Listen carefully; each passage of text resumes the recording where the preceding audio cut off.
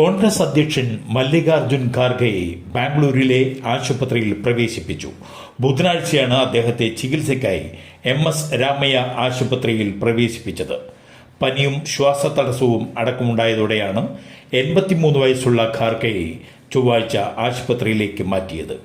ആശങ്കപ്പെടേണ്ട സാഹചര്യമില്ലെന്നും നിലവിൽ ഡോക്ടർമാരുടെ നിരീക്ഷണത്തിലാണെന്നും നേതാക്കൾ കൂട്ടിച്ചേർത്തു. സെപ്റ്റംബർ 24 പറ്റ്നയിൽ നടന്ന കോൺഗ്രസ് പ്രവർത്തക സമിതിയുടെ വിപുലമായ യോഗത്തിൽ ഖാർഗെ പങ്കെടുത്തിരുന്നു. ഒക്ടോബർ 7 നാഗാലാൻഡിലെ കൊഹിമയിൽ നടക്കുന്ന പൊതുറാലിയിൽ അദ്ദേഹം പങ്കെടുക്കാനിരിക്കെയാണ് ആരോഗ്യ പ്രശ്നങ്ങൾ ഉണ്ടായത്. രാജ്യത്ത് വാണിജ്യ സിലിണ്ടറിന് വില കുത്തനെ വർദ്ധിപ്പിച്ചു. 19 കിലോഗ്രാം സിലിണ്ടറിന് 15 രൂപ 50 പൈസയാണ് വർദ്ധിപ്പിച്ചത്. ദില്ലിയിൽ വാണിജ്യ LPG സിലിണ്ടർ വില 1595 രൂപ 50 പൈസ ആയി ഉയർന്നു. ഗാർഹിക സിലിണ്ടറിന്റെ വിലയിൽ മാറ്റമില്ല.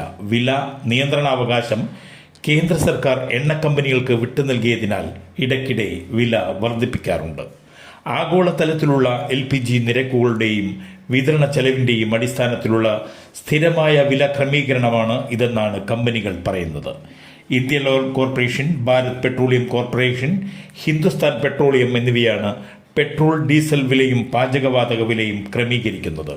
ഓരോ മാസവും ആദ്യത്തിലാണ് ഇത്തരത്തിലുള്ള ക്രമീകരണം വരാറുള്ളത്.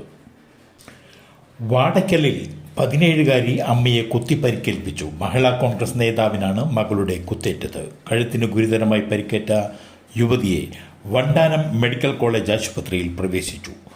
ഫോൺ ഉപയോഗിക്കുന്നതുമായി ബന്ധപ്പെട്ട തർക്കമാണ് ആക്രമണത്തിന് കാരണമെന്ന് പോലീസ് പറയുന്നു. സംഭവത്തിൽ പോലീസ് അന്വേഷണം തുടങ്ങി. ക്രിമിനൽ കേസ് പ്രതികളായാൽ കോളേജുകളിൽ അഡ്മിഷൻ ഇല്ലെന്ന തീരുമാനവുമായി കേരള സർവകലാശാല വൈസ് ചാൻസലർ മുന്നോട്ട്. എല്ലാ കോളേജുകൾക്കും സർവകലാശാല സർക്കുലർ അയച്ചു.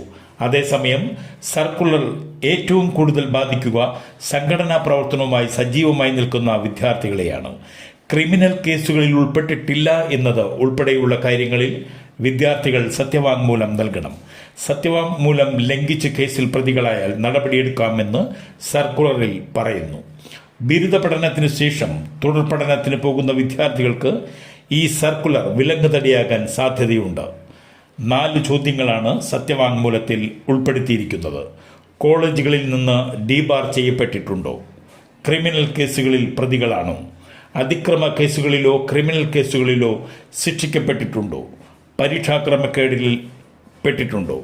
എന്നിങ്ങനെയാണ് സത്യവാങ്മൂലത്തിലെ ചോദ്യങ്ങൾ. ഈ ചോദ്യങ്ങൾക്കാണ് പ്രവേശനം നേടുന്ന വിദ്യാർത്ഥികൾ സത്യവാങ്മൂലം നൽകേണ്ടത്.